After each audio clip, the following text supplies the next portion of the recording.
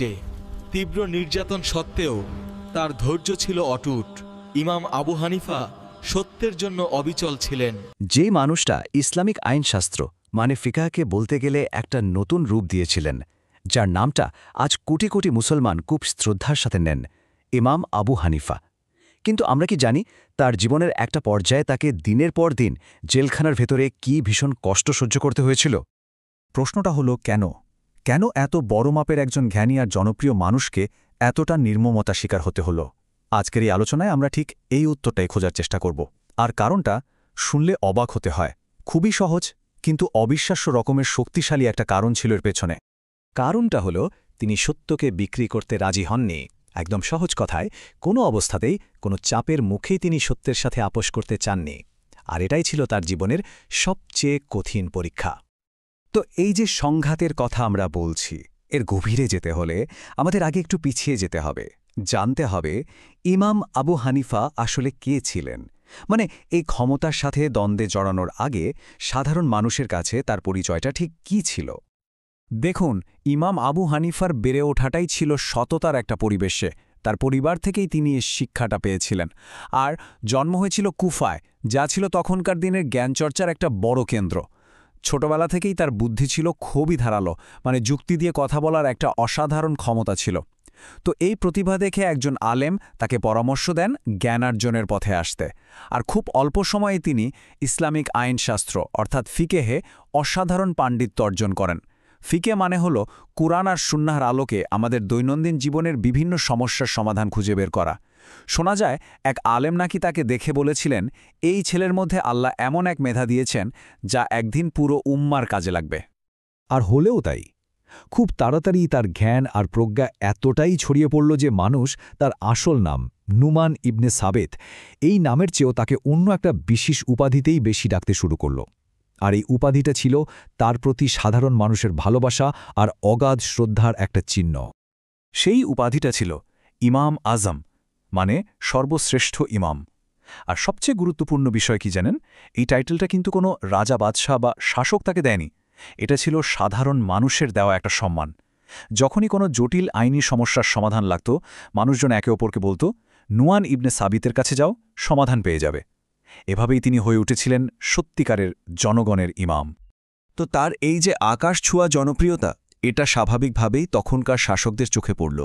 আর ঠিক এখান থেকেই সেই অবশ্যম্ভাবী সংঘাতের প্রেক্ষাপটটা তৈরি হতে শুরু করল। ব্যাপারটা হলো, প্রথমে উমাইয়া শাসকরা আর তারপরে আব্বাসীয় শাসকরা দুই পক্ষই বুঝতে পারছিল যে ইমাম আবু হানিফার মতো একজন জনপ্রিয় ব্যক্তিত্বকে যদি পাশে রাখা যায় তাহলে তাদের ক্ষমতা আরও পোক্ত হবে, মানুষের কাছে তাদের গ্রহণযোগ্যতা বাড়বে। তাই তারা তাকে রাজ্যের সবচেয়ে বড় বিচারিক পদটা অফার করল, অর্থাৎ প্রধান বিচারপতির পদ। এখন ভাবার বিষয় হল, এত বড় একটা সম্মান, এত ক্ষমতার একটা পদ কেন তিনি ফিরিয়ে দিলেন? উত্তরটা কিন্তু শুধু একটা না ছিল না, এর পেছনে ছিল তার গভীর নৈতিকতা আর এমন একটা ধারালো যুক্তি যা শুনে শাসকেরাও একেবারে থমকে গিয়েছিল। তার জবাবটা ছিল এক কথায় অসাধারণ। তিনি বললেন, দেখুন, আমি যদি সত্যি বলি যে আমি এই পদের যোগ্য নই, তাহলে তো আমি এই পদ নিতেই পারি না। আর যদি আমি মিথ্যে বলি, তাহলে একজন মিথ্যেবাদী তো বিচারক হওয়ার যোগ্যই না। সুতরাং দুই ক্ষেত্রেই আমি এই পদের জন্য উপযুক্ত নই। কি সাংঘাতিক যুক্তি, তাই না? এমন এক জবাব যার পরে আর কোনো কথাই চলে না। আর ঠিক এই উত্তরটাই শাসকদের ভীষণভাবে ক্ষুব্ধ করে তুলেছিল, কারণ এখানে আপোষের কোনো রাস্তাই তিনি খোলা রাখেননি। তো তার এই যে পদ ফিরিয়ে দেওয়া, এটাকে শাসকেরা আর বিনয় হিসেবে দেখল না। তাদের চোখে এটা ছিল সরাসরি তাদের ক্ষমতাকে চ্যালেঞ্জ করা, এক ধরনের অবাধ্যতা। আর এর পরিণতি ছিল সত্যিই ভয়াবহ।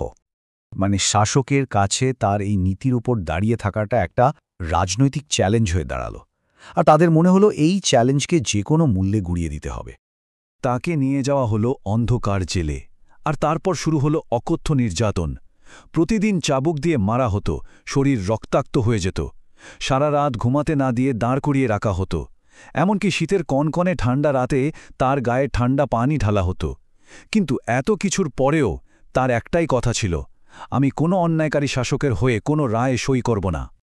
শারীরিকভাবে তিনি হয়তো ভেঙে পড়ছিলেন, কিন্তু তার ভেতরের শক্তি, তার মনোবল ছিল একেবারে অটুট। কারণ তার যে আত্মিক শক্তি ছিল তা যে কোনো শারীরিক নির্যাতনের চেয়েও অনেক বেশি শক্তিশালী ছিল। তার বিশ্বাসের গভীরতাটা একটা ছোট্ট ঘটনা থেকে বোঝা যায়। একদিন জেলের একজন রক্ষী দয়া দেখিয়ে তাকে বলেছিলেন, আপনি একটু নরম হন, শাসকার কথা মেনে নিন। উত্তরে তিনি যা বলেছিলেন তাতেই তার নীতির মূল জায়গাটা পরিষ্কার হয়ে যায়। তিনি বলেছিলেন, এই শরীর তো একদিন মাটিতে মিশে যাবে, কিন্তু সত্যের সাথে যদি আপোষ করি তাহলে সেই আগুন আমার আত্মাকে চিরকাল জ্বালাবে।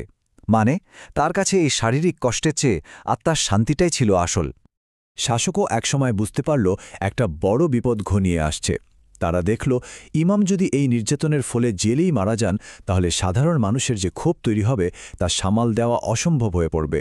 একটা গণবিদ্রোহ শুরু হয়ে যেতে পারে। এই ভয়েই তারা তাকে জেল থেকে বের করে গৃহবন্দী করে রাখল। একবার ভাবুন, বন্দী অবস্থাতেও তিনি কতটা প্রভাবশালী ছিলেন। এবার আসা যাক গল্পের একেবারে শেষ পর্যায়ে। এখানে আমরা দেখব তার এই কষ্ট, এই ত্যাগ বৃথা যায়নি। শাসকেরা হয়তো তার শরীরটাকে শেষ করে দিতে পেরেছিল, কিন্তু তার আদর্শকে, তার মৃত্যু অমর করে দিয়ে গেছে।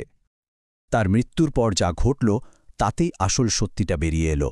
তার জানাজায় কতজন মানুষ হয়েছিল তার একটা আনুমানিক সংখ্যা হল 50,000-এরও বেশি। একবার চিন্তা করুন, একদিকে শাসকের নির্মম নির্যাতন আর অন্যদিকে সাধারণ মানুষের এই বাঁধ ভাঙা ভালোবাসা।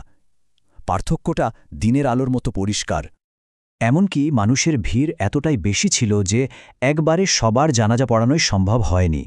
মোট 5 বার তার জানাজা নামাজ পড়তে হয়েছিল, শুধু যাতে সবাই অংশ নিতে পারে।